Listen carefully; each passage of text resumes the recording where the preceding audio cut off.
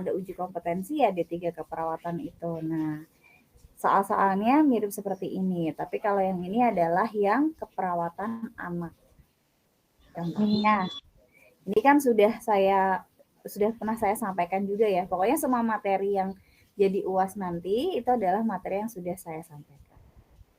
Contoh yang pertama, seorang anak usianya 2 tahun masuk IGD dengan keluhan demam tinggi, mual muntah, nggak mau makan. Badan lemah dan diare dengan frekuensi 2 kali 24 jam. Hasil pengkajian suhu tubuh anak 39,2 derajat Celcius. Kulit raba hangat, frekuensi napas 30 kali per menit dan frekuensi nadi 102 kali per menit. Nah, masalah keperawatan yang tepat apa nih? Kira-kira. Dia kan nggak mau makan ya, Bu. Defisit nutrisi bisa nggak tuh, Bu? Defisit nutrisi? Apalagi? Hipertermi, Bu. Apa? Hipertermi. Iya, betul sekali. Kenapa bisa hipertermi? Karena suhu tubuhnya itu tinggi dan rata-rata yang hipertermi itu hampir ke 40 derajat bahkan lebih. Terus napasnya juga cepat. Iya, betul. Jadi kenapa disebut hipertermi? Masalah keperawatannya karena suhu tubuhnya sekian ya, 39,2 derajat, kulitnya teraba hangat, frekuensi napasnya 30 kali per menit, biasanya lebih cepat, frekuensi nadinya juga 102 kali per menit, bisa lebih cepat ya kalau hipertermi. Kenapa nggak defisit nutrisi? Nah, karena dia memang tidak mau makan ya, diare, tapi frekuensinya 2 kali 24 jam. Kalau diarenya baru 2 kali 24 jam, artinya masih belum menjadi masalah. Nah, kalau sudah 5 kali 24 jam atau seharinya tuh bisa sampai 5 kali, 6 kali, nah itu sudah bisa disebut diare gitu ya. Apa, Nak? Nah, gitu ya. Ini maksudnya adalah hipertermi ya, masalah keperawatan yang tepat. Oke, selanjutnya adalah pertanyaan ini. Saya perbesar lagi ya. Nanti kalian pelajari juga tentang talasemia ya. Bunda. Coba nanti pelajari tentang talasemia. Terlihat nggak? Apa, Bu? Terlihat? Pelajari apa, Bu? Bunda. Pelajari talasemia. Tentang talasemia.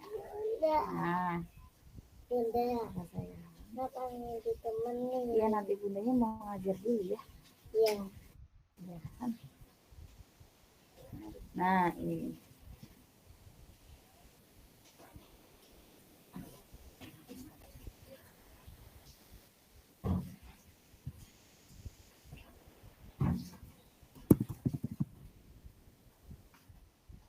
Oke. Coba kalau yang ini apa nih? Seorang balita laki-laki usianya 8 tahun. Dirawat di ruang anak. Diagnosis medisnya talasemia. Nah, ibu mengatakan bahwa anak ini anak ketiga dari 4 bersaudara yang dinyatakan menderita talasemia sejak usia 7 bulan. Jadi usia 7 bulan udah dinyatakan menderita talasemia nih, gitu kan? Diagnosis medisnya talasemia. Dan harus menjalani transfusi setiap 2 bulan.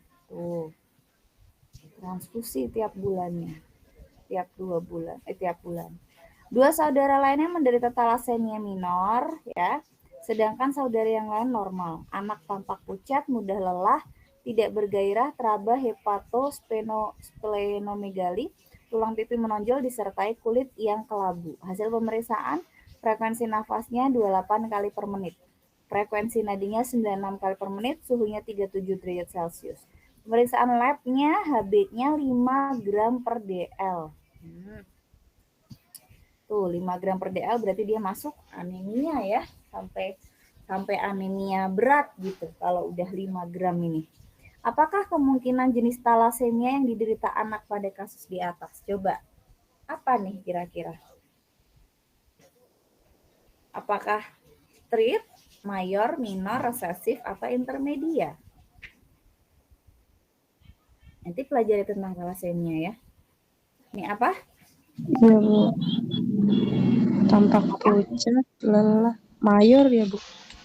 Iya, Pucat. betul sekali. Ini masuknya adalah yang mayor ya. Karena di sini di bagian yang udah saya highlight kuning ini ya yang menunjukkan dia bisa disebut dengan mayor. Kalau usia 7 bulan udah bisa dinyatakan talasemia, biasanya mulai 6 bulanan ya sampai 12 bulan udah bisa dinyatakan dia menderita talasemia, artinya memang itu namanya adalah talasemia mayor. Nah, apalagi dia harus ditransfusi tiap bulannya, berarti dia anemia ya. Kondisinya dia ini anemia dan harus dilakukan transfusi setiap bulannya gitu. Nah, terus kalau kayak gini berarti masalah utamanya apa kalau kayak gini? Yang biasa terjadi dengan kasus talasemia ini? Apakah ada risiko-risiko?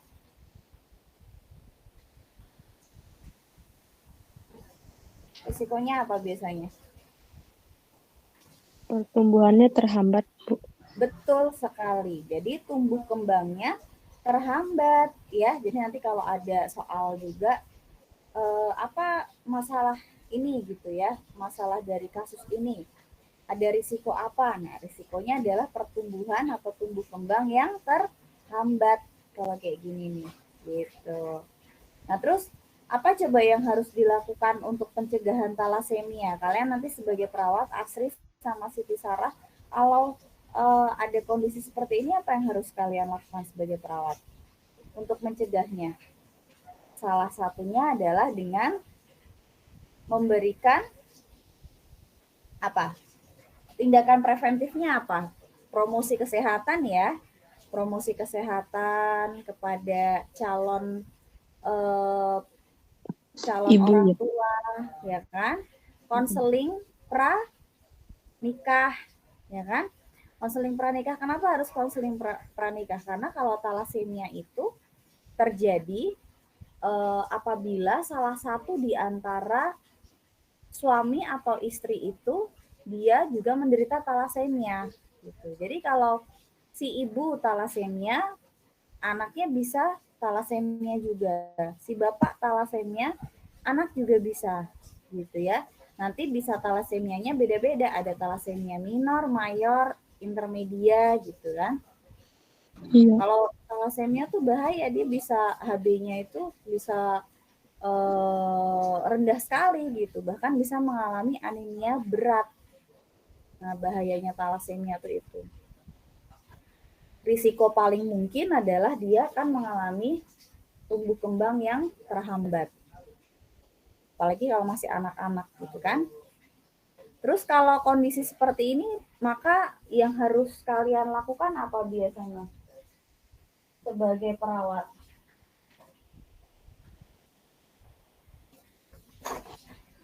Apa tuh, Bu? Kalau yang kayak gini, kondisi seperti ini, misalkan ada datang nih, pasien ya datang dirawat ya, kemudian pemeriksaan labnya 5 gram per DL. Berarti yang harus dilakukan adalah transfusi. Ya, jadi perawat, nanti kalian sebagai perawat misalnya Asri sama Siti Sarah perawat anak gitu ya, perawat anak, kemudian ada di bangsal anak. Nah, nanti Asri sama Siti dapat pasien seperti ini, yang dilakukan ya langsung transfusi darah. Gitu. Ditransfusi ya kalau gini, karena untuk meningkatkan HB ini ya salah satu caranya ya transfusi tadi kan, transfusi darah. Gitu ya. Oh Bu, walaupun bayi itu tetap ada transfusi darah Bu. Iya, apalagi ini kan sudah gede. Ini kan dia 8 tahun kan. Usianya udah 8 tahun. Ya kan?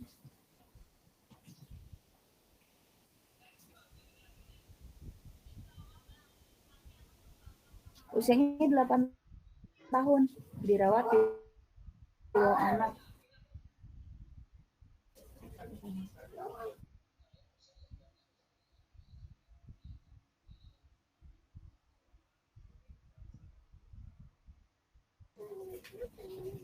Iya, dilakukan tuh. Apa ini? Oh, sorry, salah. Nah, gitu. Oke, kemudian selanjutnya adalah, bentar ya, bentar dulu. Iya, nanti Bundanya mau ngajar dulu ya. Ya, nanti. Oke, selanjutnya saya mau random juga mau random beberapa soal ya. Kalian sudah masih ingat sama Apgar Score nggak? Ya, masih. Apgar Score? Masih ingat nggak? Skor Apgar, ayo. Saya udah pernah ngajarin itu tuh.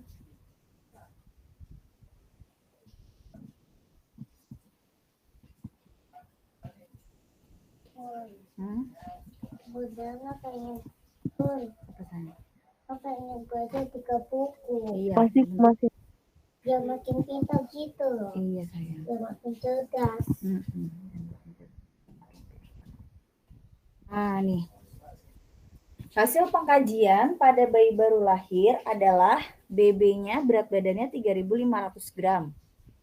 Ya, kemudian panjang badannya 50 cm. Gerak aktif nadi lebih dari 100 kali per menit ya. 100 kali per menit. Badan merah, ekstremitas biru. Menangis kuat saat distimulasi bayi menangis. Nah, berapakah nilai Apgar bayi tersebut? Apgar itu apa? Aku sayang. Kak tunggu di kamar ya sambil bawa buku-buku Iya. belajar ini.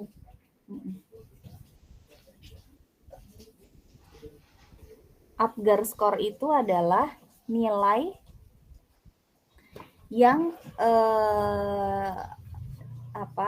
nilai yang kalian berikan pada saat bayi baru lahir. Betul.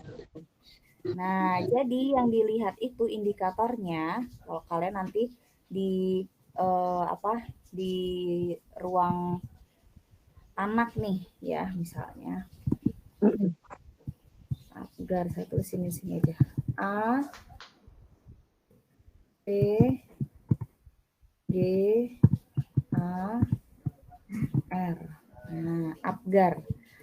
A-nya itu adalah appearance. Nah, ya masih ingat nggak? Ini kalau nggak salah saya kasihnya praktikum deh, tapi praktikumnya kalian lihat video.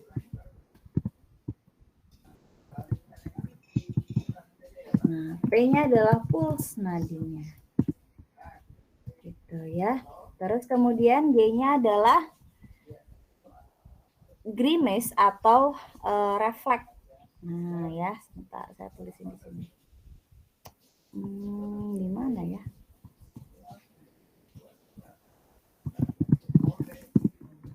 Refleksnya.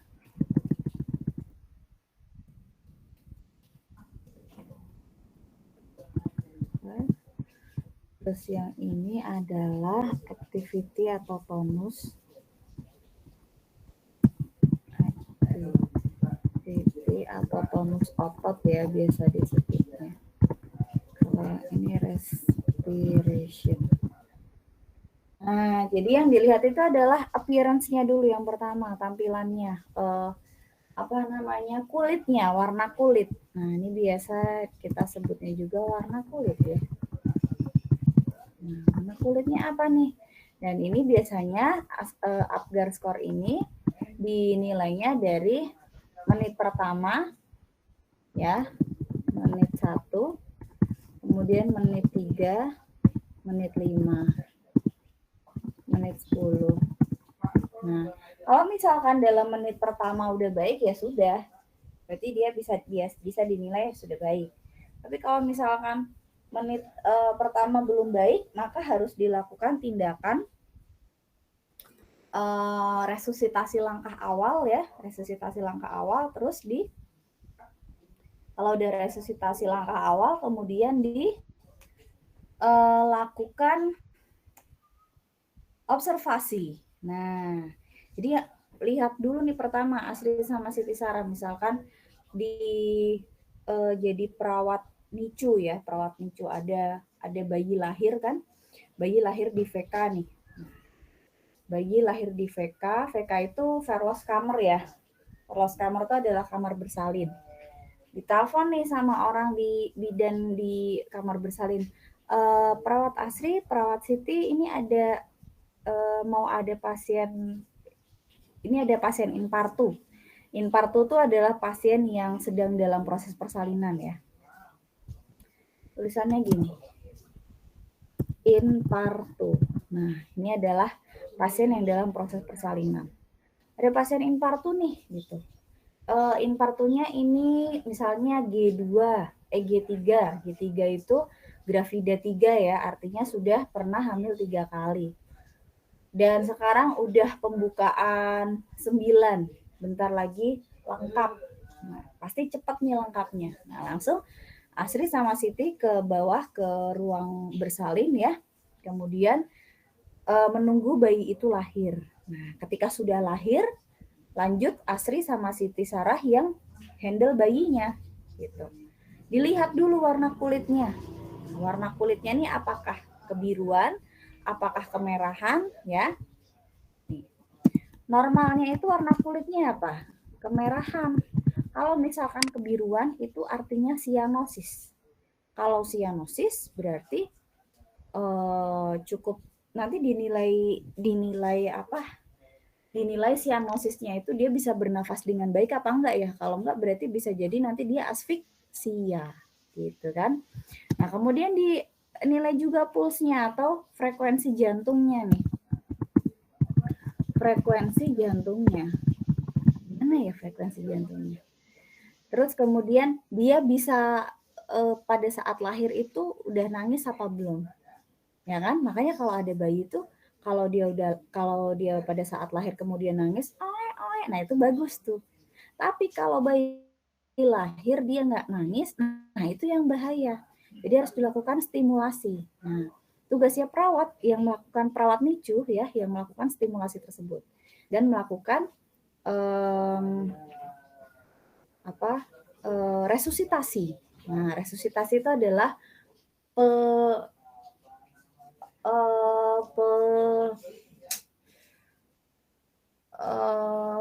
tindakan untuk jalan nafas. Nah, jadi jalan nafas supaya lebih baik, nah itu namanya resusitasi. Pertolongan untuk melancarkan jalan nafas bayi.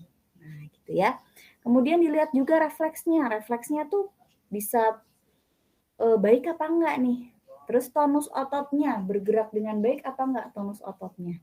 Dan yang terakhir adalah respirasinya. Respirasinya ini bisa tadi ya, bisa langsung nafas apa enggak, megap-megap apa enggak, bisa langsung nangis apa enggak gitu ya.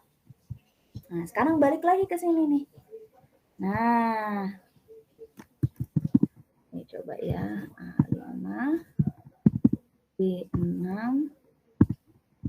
C7, D8, E9.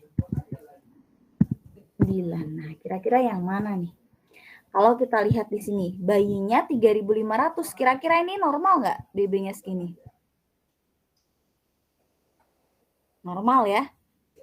Beratnya 3.500 gram kan normal, panjang badannya 50 cm. Tapi biasanya kalau lahir itu pasti nggak akan dulu dicek ininya ya, yang penting lahir dia bisa nangis dulu nih, gitu kan? Bisa nafas dulu baik ya, kalau enggak nanti jadinya asfiksia. Nah, kalau bayi lahir kok nggak bisa nangis, nggak nafas dengan baik, nafasnya megap-megap, itu nanti asfiksia namanya. Nah, asfiksia itu ada namanya asfiksia ringan, sedang, sama berat. Nah, sekarang kita lihat di sini. Apakah bayi asfiksia? Kita lihat dulu ya. Dia geraknya aktif. Geraknya aktif. Berarti refleksnya baik ya, tonusnya baik. Nadinya frekuensi jantung nih, maksudnya frekuensi jantung itu lebih dari 100 kali per menit. Berarti baik nggak? Baik ya. Ini kan normalnya segini kan kalau bayi baru lahir kan. Badannya merah. Nah, badannya merah nih. Tapi ekstremitasnya kok biru. Wow, ekstremitasnya kok biru. Gitu ya. Menangis kuat. Dia menangis kuat. Saat distimulasi bayi menangis. Nah, kalau kayak gini berarti nilainya berapa? Kalau ininya oke, berarti dinilai 2. Kalau tidak terlalu baik, nilainya 1. Kalau tidak sama sekali, nilainya 0. Nah, kita lihat di sini. Gerak aktif 2. Ya kan? Iya, Bu. 2. Nadinya ini bagus, berarti 2. 2 tambah 2? 4. 4.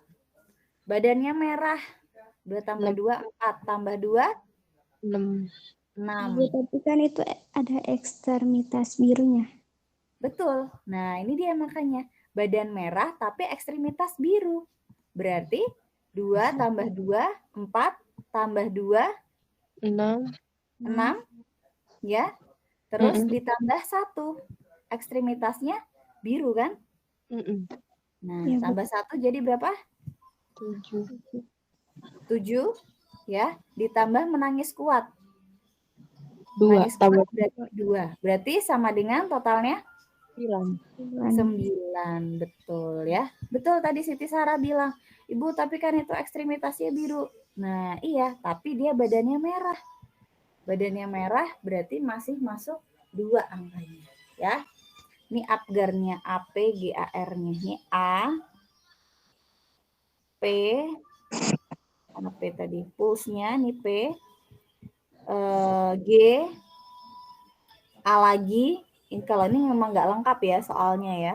Ini saya ambil dari soal beberapa tahun lalu ini.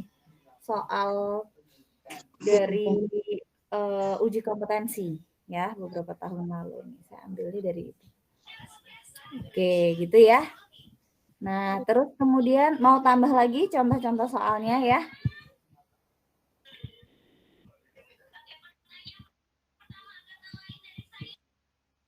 Saya tambah lagi ya beberapanya ya.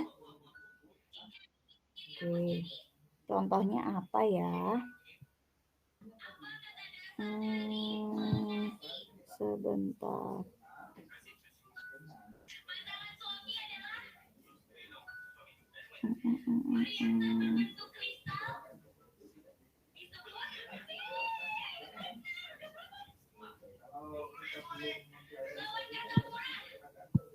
Kemarin udah belajar MTBS kan ya?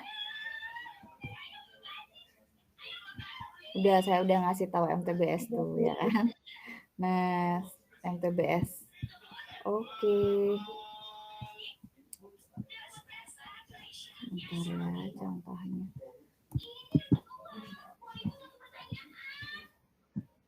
Saya ngasih ini MTBS juga soalnya waktu itu. Nah, ini. Nih, seorang anak usianya 3 tahun dibawa ke puskesmas nih, keluhannya mencret, frekuensinya, waduh, frekuensinya udah 5 kali 24 jam sejak 2 hari yang lalu. Nah, udah 2 hari yang lalu, tapi baru dibawa ke puskesmas dan itu frekuensinya udah 5 kali. Hasil pengkajian, anaknya letargi. Nah, anaknya letargi. Kemudian matanya cekung. CRT-nya 2 detik. CRT 2 detik itu lebih dari 2 detik itu apa namanya? Apa itu maksudnya? Jadi yang kemarin saya cerita, kalau nggak salah waktu itu Siti Sarah sama Asri ada deh, yang waktu MTBS awal-awal. Yang hadir soalnya Siti Sarah, saya ingat sekali waktu itu. Jadi kembali ketika kulit, ya turgor kulit, dicubit, terus kembalinya berapa detik, ingat nggak? Coba kalian sekarang masing-masing cubit kulit kalian. Nah, cubit kulit tangan kalian. Kembalinya cepat nggak? Cepat, Bu. Cepat kan, berarti tidak dehidrasi, ya kan? Tapi kalau ini sudah dia kembalinya kok lama banget nih, lebih dari 2 turgor detik. kulit ya, Bu? Iya, turgor kulit. Nah, anak juga nggak mau minum. Ini anak nggak mau minum nih. Frekuensi nadinya segini, suhunya juga panas, frekuensi napasnya 30 kali per menit. Nah, interpretasi masalahnya apa nih sesuai dengan MTBS? Apakah disentri, ya, ataukah diare tanpa dehidrasi, ataukah diare dengan dehidrasi ringan, ataukah diare dengan dehidrasi berat, atau diare persisten. Nah, atau diare persisten.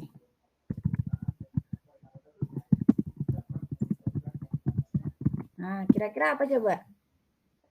Menurut Asri sama Siti Sarah. Coba lihat. Dia ini harusnya lihat di MTBS ya, di tabel MTBS yang pernah saya kirimkan itu. Tapi kan kalau ujian nggak boleh lihat ya.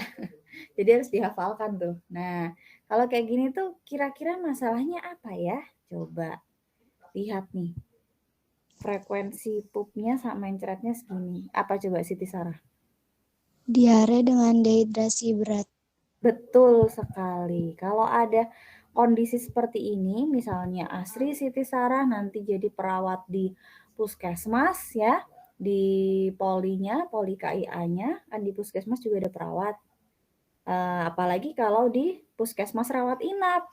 Nah, yang mengelolanya, yang merawatnya atau melakukan pelayanannya adalah perawat ya, bukan bidan ya.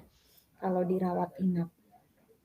Kecuali kalau di VK-nya atau di bagian kamar bersalin, nah itu bidan. Tapi kalau di bangsalnya ya pasti perawat.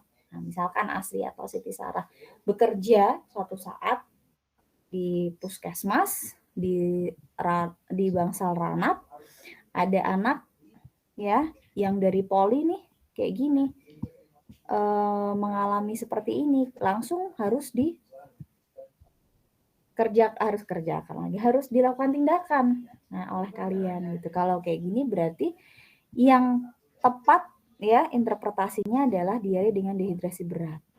Lihat karena sudah frekuensi pupnya aja ya 5 kali 24 jam sejak 2 hari yang lalu. Anaknya letargi, matanya cekung, turgor kulitnya kembalinya lebih dari 2 detik dan nggak mau makan, nggak mau minum. Nah gitu ya, jadi benar-benar sudah dehidrasi kalau seperti ini. Gitu ya. Oke, saya random lagi contohnya. Imunisasi, waktu itu juga saya pernah kasih imunisasi kan. Nah, coba kira-kira bisa nggak nih ngerjain soal ini. Saya cuma mau ngasih contoh-contoh soalnya dikit aja ya. Kalau banyak namanya ngasih tahu semuanya gitu. Nah, ini setidaknya kalian buat belajar juga malam ini. Oke, seorang bayi 2 bulan dibawa ibunya ke puskesmas untuk dapat imunisasi. Sebelumnya bayi udah dapat imunisasi BCG dan polio 1. Nah, berarti ini bukan di Jogja nih. Kalau kayak gini berarti ini di luar Jogja.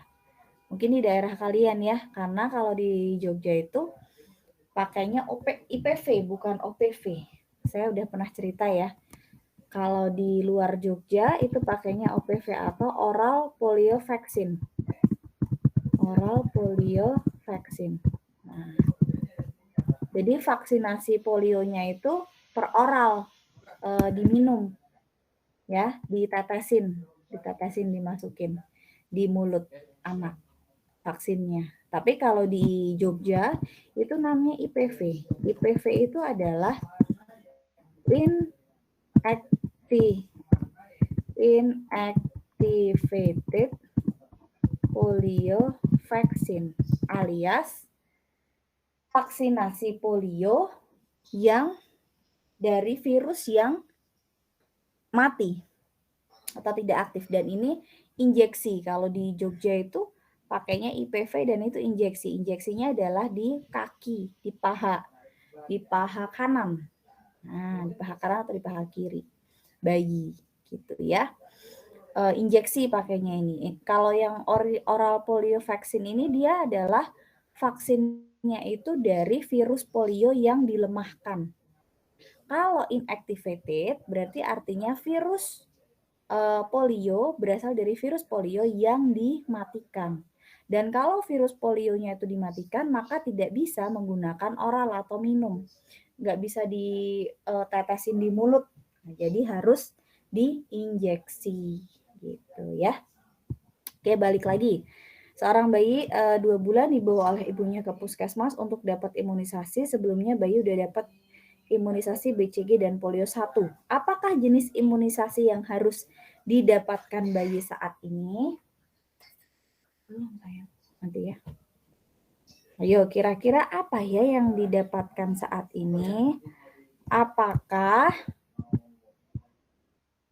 coba saya mau tuliskan di sini. Nah, ini 28.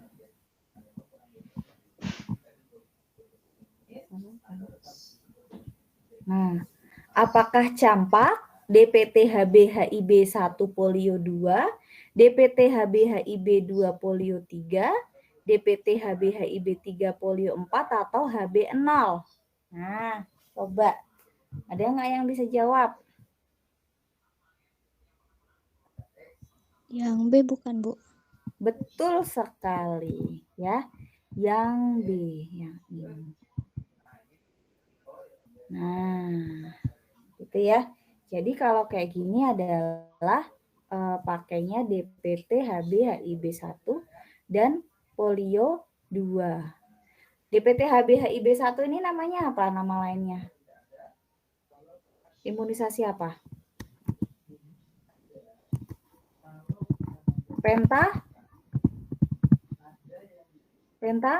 Pentabio.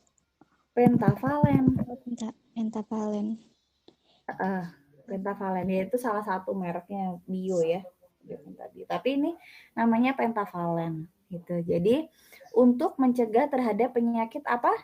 Difteri, pertusis, T-nya tetanus, HB-nya hepatitis B, HIB-nya apa? Meningitis ya. Nah, gitu. Jadi ada tambahan. Kalau dulu tuh hanya DPT HB aja, sekarang udah ditambahin HIB. Kenapa disebut pentavalen? Karena dalam satu vial vaksin itu isinya 5 vaksin. Nah, 5 keunggulan untuk mencegah 5 penyakit. Nah, makanya disebutnya pentavalen. Gitu. Terus kemudian kalau 2 bulan ya dikasihnya OPV, polio 2. Gitu. Tapi kalau di Jogja ini namanya IPV 1 ya, polio IPV 1 kalau di Jogja. Kalau di daerah kalian polio 2 OPV. Gitu ya. Jadi cuman hanya di Jogja saja yang menggunakan IPV, inactivated polio vaccine. Iya, nanti sebentar ya, habis ini nanti belajar. Berapa menit lagi? Berapa ya? 15 menit lagi. Oke? Enggak.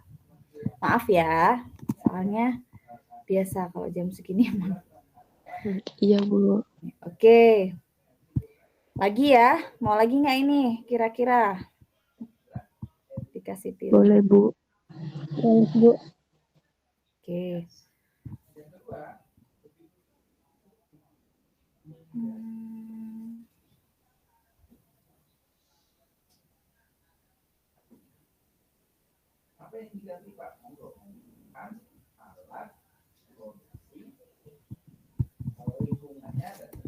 Tadi kan belajar tentang salah satunya asfiksia ya.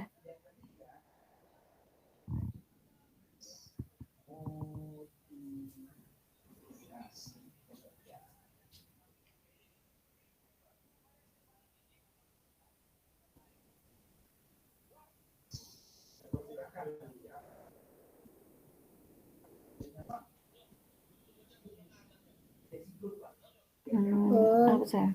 Udah selesai belum? Belum, Nak. Aku berhenti. Iya, sebentar ya. Padahal saya pengen belajar. Saya pengen belajar. Iya, nanti.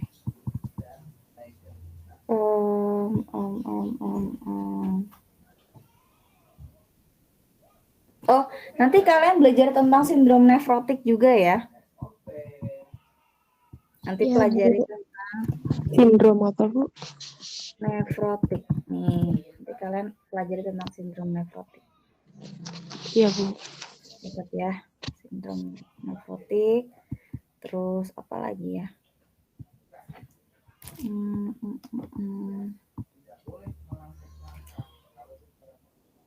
Oh iya, ini coba nih. Nggak soal sih, cuman saya mau kasih ini aja. Kalian tahu vitamin K1? Tahu vitamin K1 nggak? Apa itu? Vitamin K1? Masih ingat? Saya pernah ajarin ini juga pada bayi baru lahir. Masih ingat? Vitamin K1 adalah vitamin yang diberikan pada bayi baru lahir dan disuntikan di kakinya, di pahanya, di paha kiri, ya, di paha luar bagian kiri, dan tidak boleh terkena venanya atau pembuluh darahnya, ya. Kalau sampai terkena vena bahaya, nanti bisa malah perdarahan.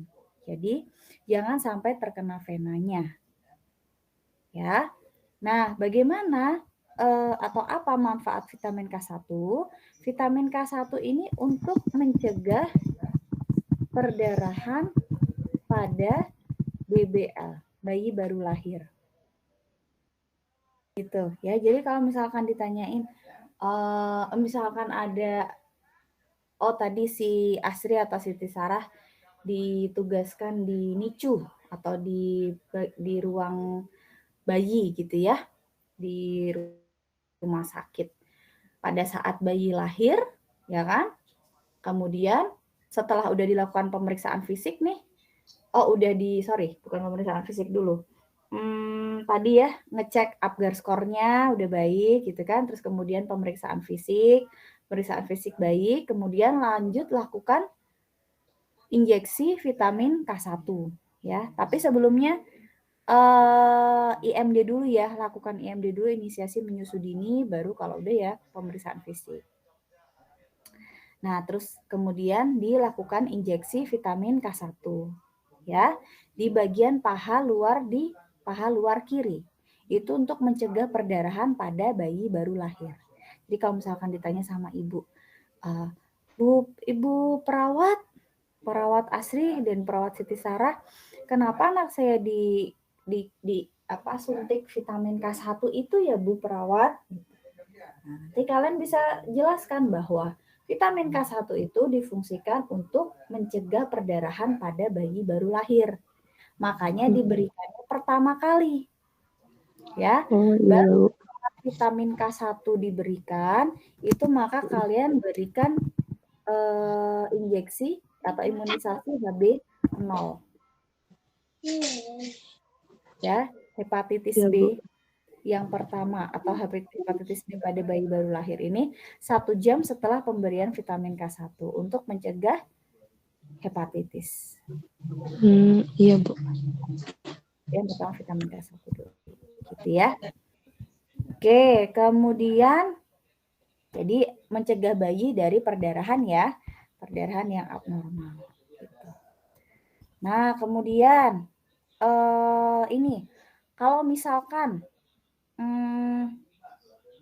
ada anak yang apa ya? Ada anak yang gini. Bentar. Ada anak yang habis dioperasi. Nah, habis operasi misalkan operasi apa ya contohnya? Yang gampang. Yang sering ditemui pada anak tuh biasanya operasi apa coba? Operasi apa ya? Apendisitis. Nah, kalian tahu apendisitis nggak? Tahu, Bu. Tahu ya. Apendisitis itu adalah apa? Radang usus buntu. Betul, radang usus buntu. Nah, biasanya kalau anak kecil kan itu ya usus buntu ya. Nah, misalkan ada pasien, Siti Sarah sama Asri dapat pasien nih. Pasiennya dia habis operasi usus buntu. Nah, terus kemudian mau pulang, ya kan? Mau pulang ke rumah. Nah, biasanya kalau mau pulang itu kan ada edukasi ya, ada edukasi dari perawat ke kliennya atau ke pasiennya. Apalagi ini adalah ada luka bekas operasi. Kalau luka bekas operasi itu biasanya kalau mau sembuh itu apa sih yang terjadi? Kalau luka mau sembuh itu nggak nyeri lagi, tapi biasanya gatal-gatal kan? Gatal. Nah, gatal-gatal ya pada sekitar Area area bekas lukanya. Nah, berarti yang harus dilakukan oleh perawat Asri dan perawat Siti Sarah apa? Menyampaikan edukasi tentang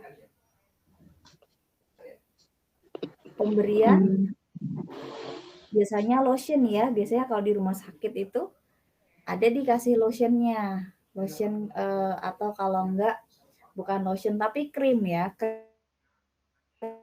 Krim bekas luka operasi gitu loh.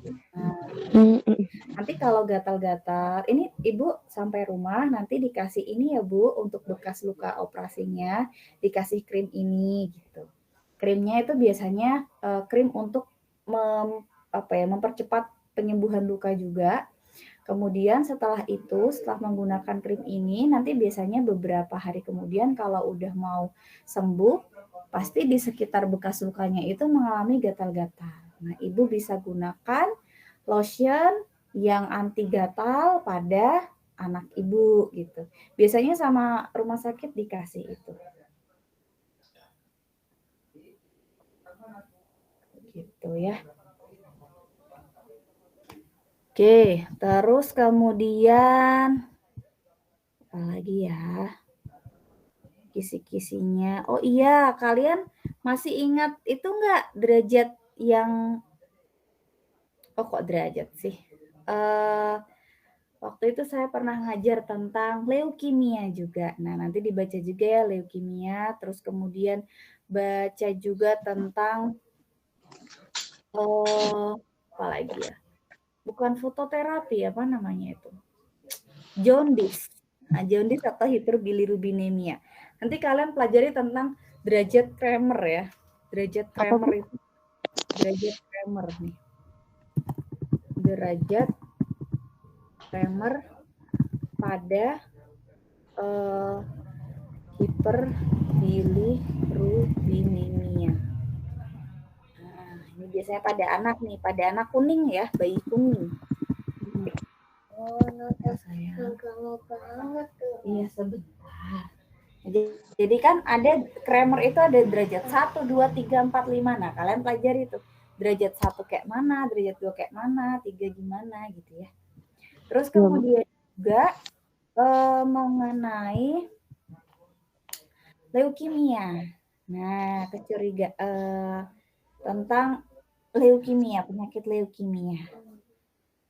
Gitu ya. Kalau misalkan ada pasien ya yang datang ke rumah sakit, kalian nih sebagai perawat Terus kemudian anaknya itu kok ada kecurigaan ke acute lymphocyte leukemia atau ALL leukemia gitu ya, pemeriksaan diagnostik yang perlu diketahui perawat atau diketahui kalian sebagai perawat untuk meyakinkan kecurigaan leukemia itu pemeriksaannya apa coba? Pemeriksaan diagnostiknya. Nah ya, jadi kalian coba cari informasi tentang, nanti belajar tentang itu ya, tentang pemeriksaan diagnostik pada pasien yang leukemia. Nah, biasanya namanya itu adalah biopsi sumsum tulang. Ya, nanti kalian pelajari aja biopsi sumsum tulang itu seperti apa, pemeriksaan diagnostiknya bagaimana ya. Jadi supaya kalian lebih paham. Gitu ya. Itu terus kemudian sebetulnya semuanya sudah saya berikan sih, nanti kalian tinggal belajar sendiri aja ya. Belajar sendiri seperti apa. Karena sudah pernah saya kasih sebelumnya. Jadi materinya tuh lebih ke tindakan perawat apa, diagnosisnya apa, masalah keperawatannya apa gitu. Jadi nggak terlalu sulit sebetulnya. Oh iya Bu. Ya. Terus kemudian pelajari juga tentang motorik kasar, motorik halus, personal sosial pada pemeriksaan DDST atau Denver. Ya, udah pernah kan belajar itu ya? Kalau kemarin belajarnya ada yang KPSP gitu kan, ada yang Denver, DDST 2, nah Denver 2. Nah, itu nanti pelajari tentang pemeriksaan itu dan juga perbedaan-perbedaan atau personal sosial itu seperti apa, motorik halus bagaimana, motorik kasar gimana, bahasa, kognitif ya, pelajari tentang itu. Ya. Saya rasa itu aja sih, nggak terlalu banyak ya. Nanti pelajari hal-hal itu aja. Lebih ke setelah UTS ya pelajarannya. Di UAS itu kan, sebelum UAS itu atau setelah UTS itu kan tentang MTBS juga ya. Tapi sebelum UTS itu lebih ke hospitalisasi sih. Tapi setelah UTS itu lebih ke MTBS-nya gitu kan. Terus kemudian tentang penyakit pada anak, kayak gitu-gitu. Penyakit pada anak, kemudian apa lagi ya? Rata-rata asuhan keperawatan pada anak dengan penyakit tertentu kalau yang di setelah UTS itu gitu ya. Sama ada salah satu hal juga nanti tentang aktivitas bermain. Nah, itu ada satu soal itu tentang aktivitas bermain. Ya. Jadi misalnya contoh soalnya tuh kayak kalian sebagai perawat gitu kan, merawat anak usia sekian tahun dengan penyakit tertentu gitu ya. Kemudian aktivitas bermain anak yang paling tepat itu apa gitu ya. Kan beda-beda ya. Kalau misalkan ada yang fraktur, tahu fraktur nggak? Tahu fraktur? Enggak, Bu. Fraktur itu adalah patah tulang. Namanya, Bu. Fraktur. Fraktur ini adalah patah tulang. Jadi kalau ada pasien fraktur, nah itu berarti dia patah tulang.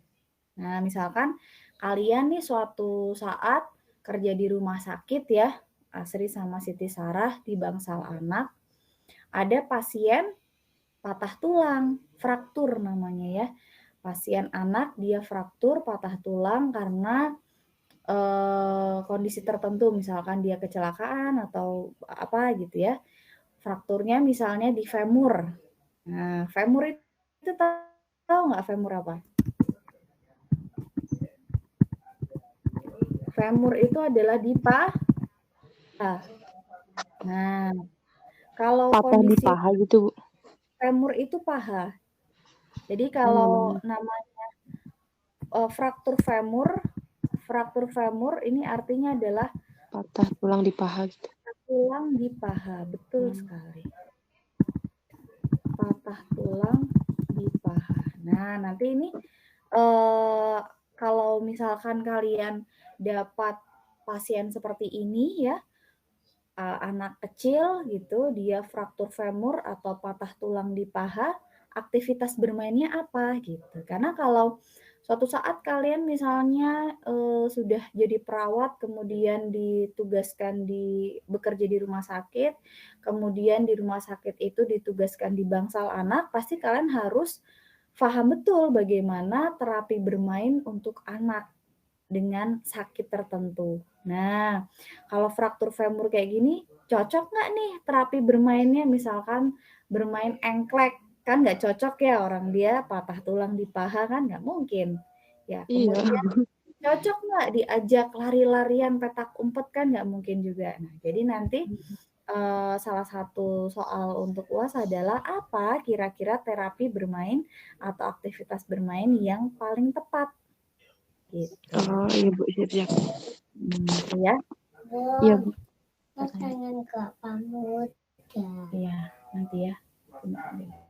Ah, Oke, gitu ya. apa? Biasanya kalau kayak gitu tuh main puzzle gitu-gitu. Mm-mm. Yang bermainnya sambil duduk. Oh iya Bu. Tapi pengen mau ke pamut Ya, ya. kita udah habis ini. Habis ini bentar lagi. Oke, sejauh ini ada yang mau ditanyakan? Bun, Kira-kira seperti itu nanti beberapa contoh soalnya untuk Bunda. UAS. bun. Iya Bu, siap. Bentar lagi selesai. Berapa Ya, menit? nggak begitu sulit. Bun, Ada 30 Bunda. soal. Berapa menit lagi? Iya, bentar lagi. 5 menit lagi. Ya. Ada 30 soal, soalnya pilihan ganda A sampai E. Dari tadi yang saya jelaskan aja gitu ya. Terus belajar juga tentang ciri-ciri asfiksia. Nah, Ciri-ciri apa Bu? Asfiksia. Ciri-ciri. Asfiksia. Atau kriteria asfiksia.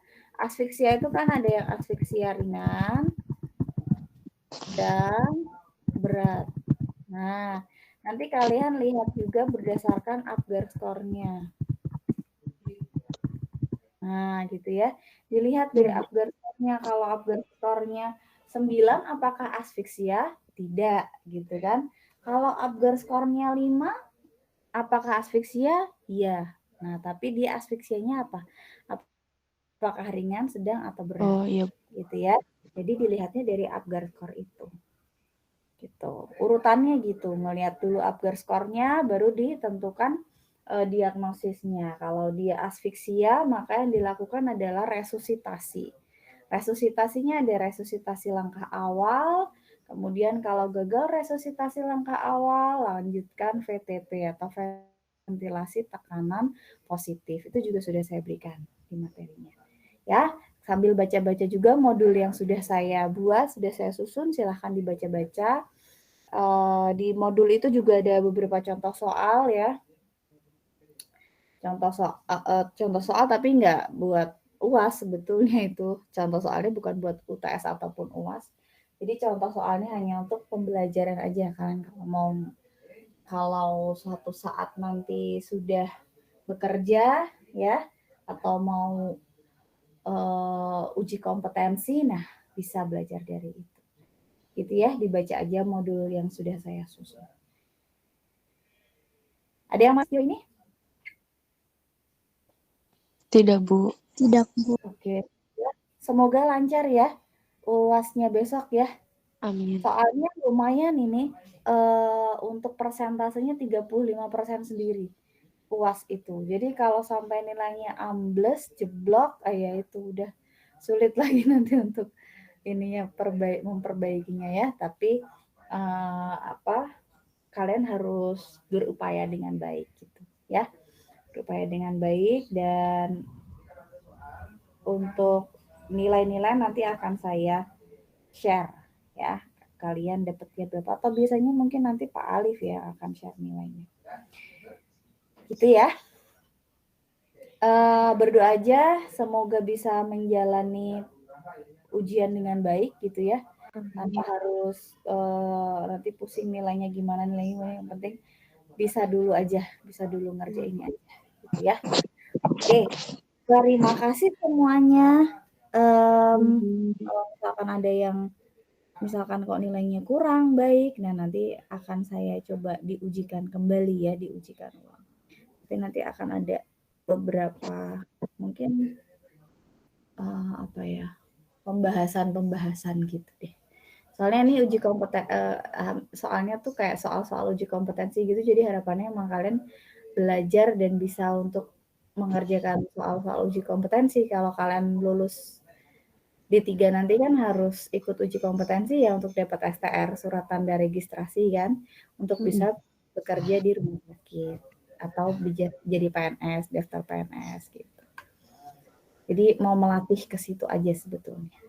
Baik, terima kasih semuanya, Asri dan juga Siti Sarah. Harapannya yang tidak ikut malam ini pun juga bisa memahami gitu ya, untuk Iya, Bu. materi-materi saya. Silahkan dibaca aja modul-modulnya. Gitu. Saya pahami sekali, mungkin karena kalian juga sambil bekerja ya, dan bekerjanya itu bisa shift pagi, siang, atau malam gitu, nggak tentu juga. Saya pahami sekali. Iya, Bu. Terima kasih, Bu.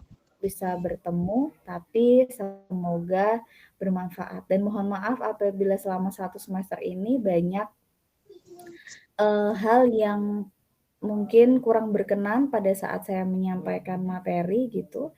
Maka supaya enak ya, supaya kalian juga bisa belajar kembali, saya sudah susunkan modul, buatkan modul, silahkan kalian pelajari modul-modul tersebut dari yang materi-materi yang saya sampaikan. Misalkan kurang jelas, nah kalian bisa baca di modul yang sudah saya susun ya. Gitu. Iya, baik, Bu. Lagi terima kasih banyak atas atensinya, terima kasih selama 1 semester ini. Sukses selalu, sukses terus untuk kalian. Semoga nanti kelak bisa menjadi perawat yang profesional, yang sukses juga ya, dan bisa menjadi teladan atau role model juga ya di daerahnya dan juga di tempat bekerjanya nanti gitu ya. Amin ya rabbal alamin. Oke, terima kasih semuanya. Assalamualaikum warahmatullahi wabarakatuh. Selamat malam. Warahmatullahi wabarakatuh. Terima kasih, Bu. Terima kasih, Ibu. Sama.